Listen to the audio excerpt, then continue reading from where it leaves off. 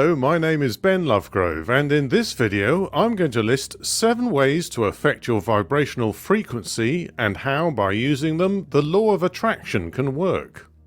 First, a few words about the evidence for these ideas. What follows assumes there is a subtle, universal network that connects all points in space and time. Not so much the Internet of Things, but the Internet of everything and all time, if you like. It assumes that this universal network can be directly affected by human thought, speech, and deeds, by our output onto the network. And it also assumes that by return we can receive input that resonates or is in tune with the output we have transmitted. This idea is the basis of the law of attraction and other similar philosophies like the power of intention. Scientific evidence for these ideas is still a fringe subject, but it's not as far out from the physical-metaphysical border as it used to be. For example, mirror neurons in the brain of an observer suggest that the human brain mirrors the abilities or actions of the observed. And our actions have the same effect on the mirror neurons in the brains of those observing each of us. Similarly, the amygdala area in the temporal lobe causes observers to feel the emotion generated by images seen by the observer, but studies have shown that the same emotion can be experienced by the mere presence of a person feeling a certain emotion. Thus, nervous people make other people nervous, and serene individuals seem to exude an atmosphere that calms those in their presence. That to which we focus our attention grows larger in our minds and creates a filter through which we see the rest of reality. Your obsessions will cause you to see more of that with which you are obsessed. Which brings me to the first in this list of 7 ways to affect your vibrational frequency or mood and level of motivation, if you prefer.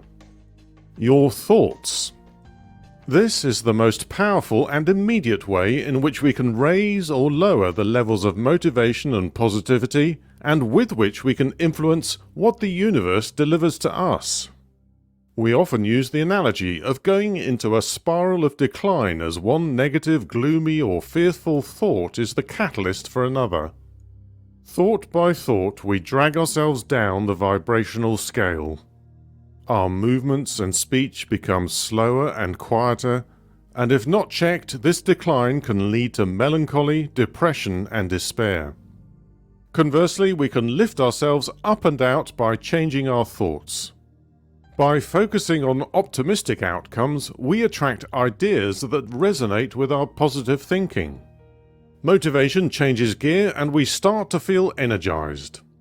By imagining the outcomes we desire, we lay the foundations for them to manifest into our reality. Thoughts really are things, so keep thinking the same thoughts and, if they are empowered with emotion, the universe will answer with that which was imagined. The second of the 7 is the company you keep. Motivational speakers and business gurus often remind us of this point. The company you keep has a direct effect on your vibrational frequency because you start to resonate in tune with the frequency of those around you.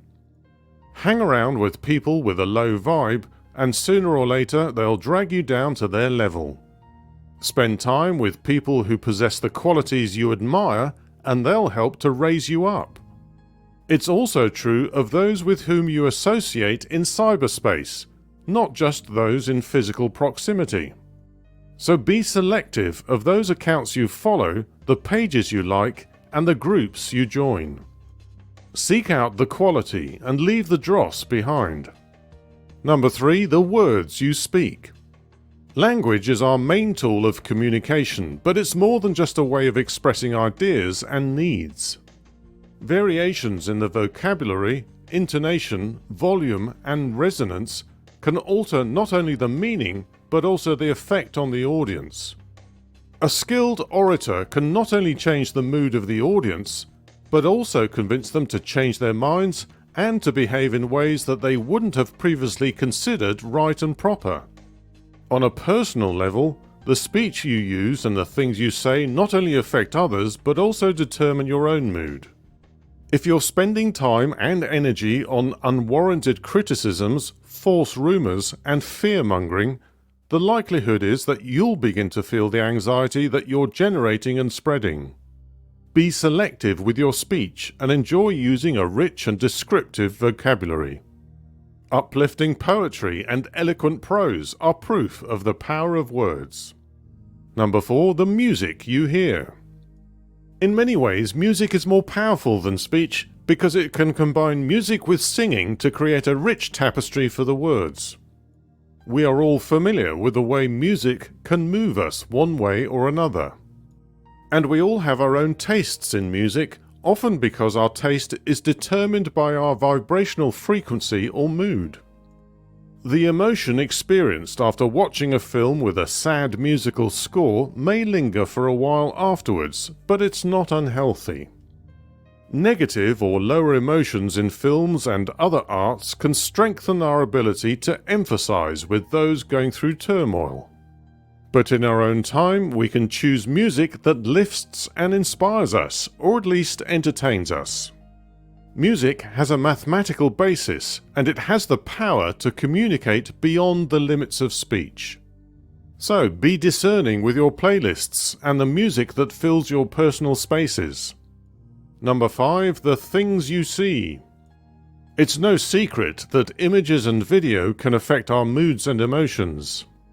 We know of the extremes, and we have laws and safeguards designed to protect people from exposure to the worst kinds.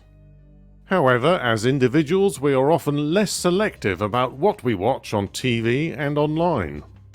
People often choose to watch whatever their peer groups are discussing or what's trending in the media, with no regard to the quality of it nor its effect on them personally. Some of it is simply shallow, lacking in any quality, and the worst that can happen is wasting a few hours of time. But if your daily diet is a selection of various news media telling you graphic details about violent crime or 101 things to worry about, and your TV choice includes dramas that include more violence and mental anguish, what do you imagine that's doing to your mental and emotional health? You don't have to live in a mental bunker, isolated from the world, but a little discernment in your choices of media, film and TV will have a measurable effect on your vibrational rate. Just as the occasional meal of processed or sugary food won't ruin your body, junk TV or violent films aren't going to ruin your mind. But if you want to raise your vibration, you need to carefully select the things to which you expose your mind through imagery. Number 6. The atmosphere around you. The atmosphere around you begins at the surface of your skin. Bathing and saunas have physical, emotional, and mental benefits. A shower and a change into clean clothes is sometimes the only uplift in vibration that we need to motivate us. The quality, color, and design of our clothes are also important. Beyond our personal space, there is the atmosphere of the room or location. The decor, lighting, and the level of cleanliness are all significant. The Chinese art of feng shui will help you to make adjustments that enhance the spaces in which you live and work. So will clearing the clutter by removing redundant items that do nothing except take up space and sap your energy. If you work, rest, play, and generally operate in atmospheres that are clean, clear, and uplifting, then there's more chance of amplifying the resonance. And lastly, number 7, your sense of gratitude. A sense of gratitude is often overlooked as just saying a quick thank you for things that we think we deserve anyway. It's actually more profound and powerful than simply giving thanks for good luck, blessings, or advantages. It requires contemplation and deep appreciation of the things for which we are grateful. By contemplating those things that fill us with appreciation, it raises our vibrational frequency again while generating the emotion we associate with that aspect of our lives. Thus, our thoughts and imagination, fueled with emotion, send out the signals mentioned in the first item, our thoughts. By doing so, we generate the same resonance on the universal network, and more of what we are grateful for comes our way. So we've come full circle through our list of 7.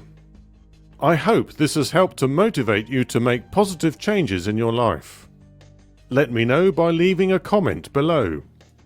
Please give this video a like and share it with others who may be interested in these ideas. And don't forget to subscribe to my channel for the next video in this series.